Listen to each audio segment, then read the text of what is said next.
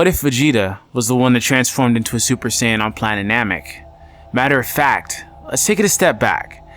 What if Vegeta transformed into a Super Saiyan when Frieza destroyed his planet Vegeta?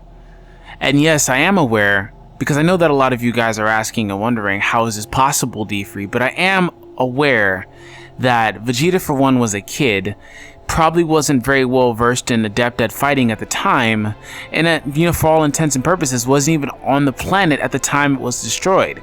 So how would this have been possible, you guys are wondering? I understand that. And in all reality and honesty, it isn't, because he wasn't there. And these are the reasons why. So in today's video, we're going to talk about a hypothetical situation in which Vegeta was three things: older, more well-trained, and was in fact on planet Vegeta when Frieza showed up to destroy it.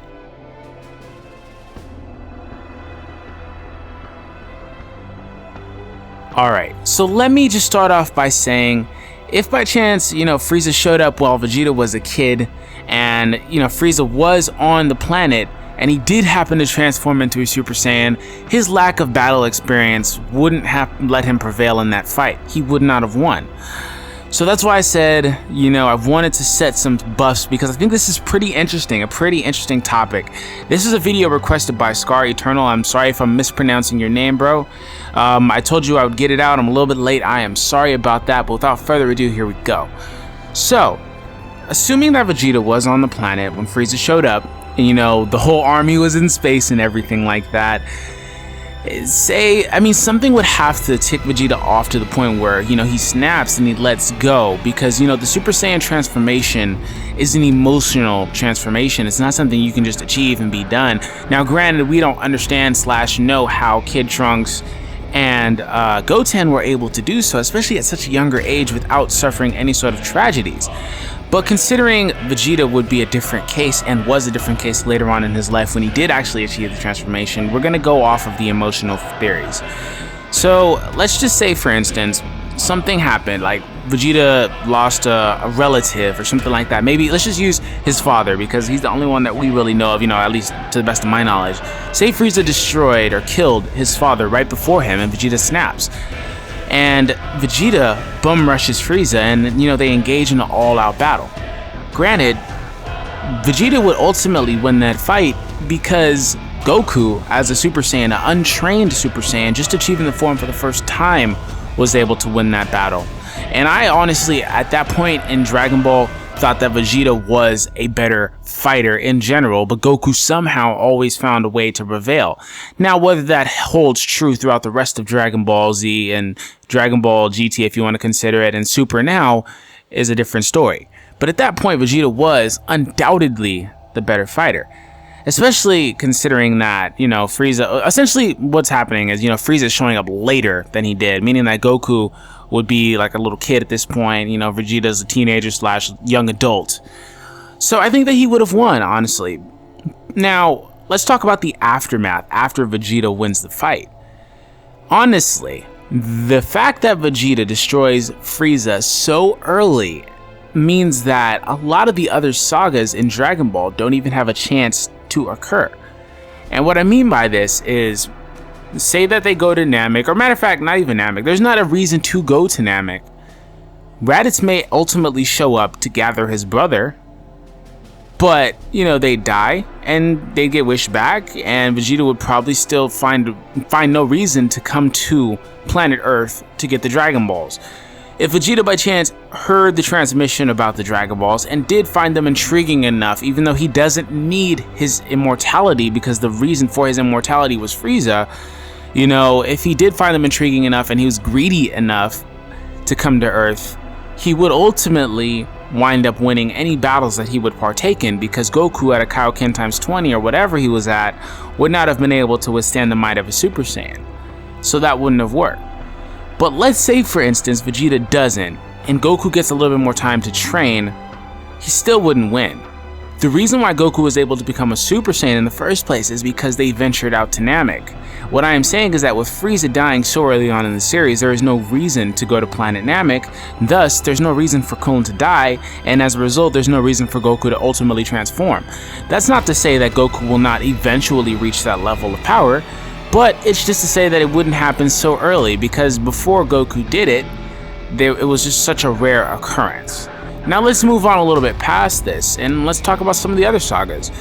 Frieza would have never had a reason to come back, so future Trunks would not have had a way to destroy him. Thus, Dr. Gero would have not been able to gather the cells for Frieza, which would have impacted Cell as an overall character. Granted, Cell would have still been just as powerful, but let's consider this. If by chance during the Saiyan saga, Cell... Oh, my bad, not Cell. This is all one shot, I was going so good. Let's consider back in the Saiyan saga, Vegeta kills everybody, all the Z Warriors, like he probably would, because Goku wouldn't be able to live, and if by chance Goku gets a spirit bomb off, then maybe the events play out the same where Vegeta has to leave, but I don't think that would happen. But let's just say that he destroys them. Gero would have no reason to create the androids, he would have no reason to create Cell in the first place, and do you see what I'm saying? Like, Frieza was such an integral part of Dragon Ball for years to come. He impacted the rest of Dragon Ball Z, all the way out to the Majin Buu saga. So we're going to talk about the Majin Buu saga now that I've brought it up. There is no reason for Buu or Babidi to come to the planet because he's searching, stronger beings. Vegeta, being a Super Saiyan, would most likely reside on his planet that avoided destruction at Frieza's hands. So Earth would be just a below average planet with no strong fighters there to where he would be able to resurrect Buu in a reasonable amount of time, especially in the length of time that he was able to do it. And as a result, he wouldn't come, and there would be no Buu saga either. And on top of this, Vegeta residing on his own home planet, like I really honestly believe he would if it still was around, because he's so proud. Vegeta may be the king at this point, maybe his father passed the throne over to him at this point. There wouldn't be any Vegeta and Bulma, thus there would be no Trunks. Do you understand what I'm saying? So on top of that, there's not going to be a Trunks. There may not even be a Goten because Goku may be dead along with the rest of the Z fighters. Gohan may be around, but it's just such a ginormous trickle-down effect. There's literally nothing that Frieza doesn't impact. That's what I wanted to do this video for. Frieza's role is so much more vast than a lot of people realize. All these things are not possible if Frieza isn't around. Now granted, this is definitely a what-if scenario in the fact that I played with the timeline a little bit initially to make this all work.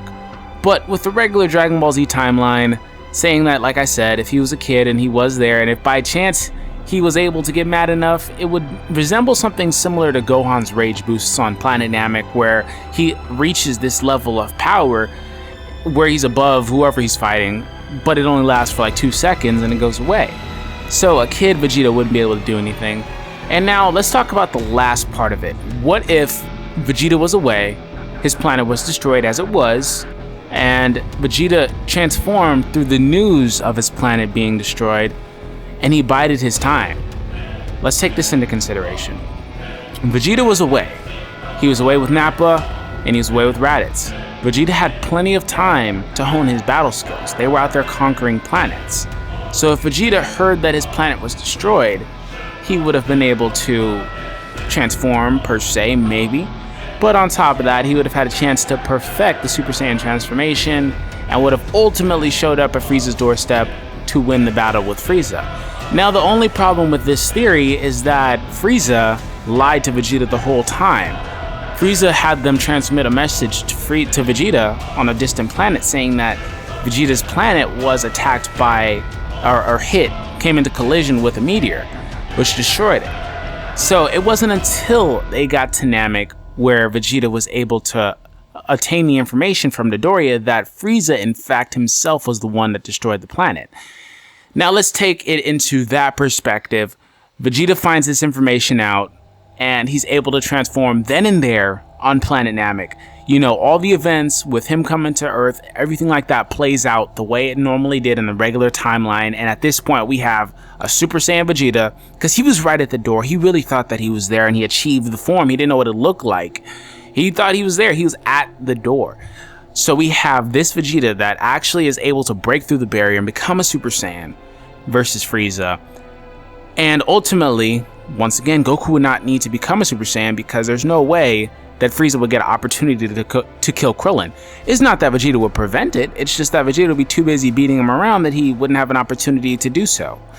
The planet Namek will probably be destroyed, because that's the type of villain Frieza is. If he can't win, he'll kill everybody.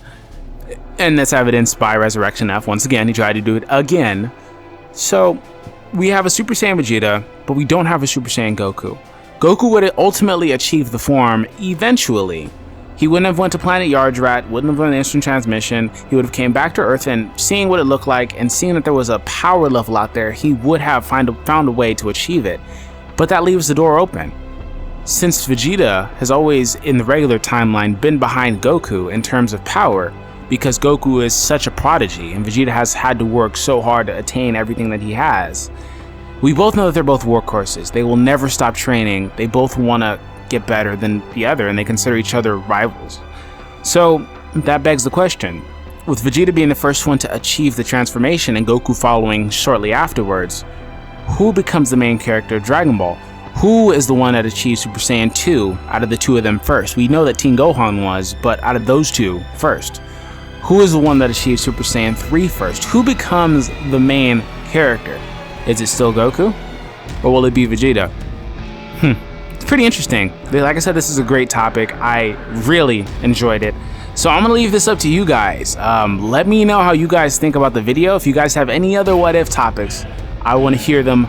Leave them down below for me, and I'll take it from there.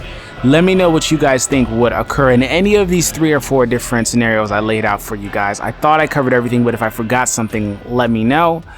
But I will catch you next time. Deuces.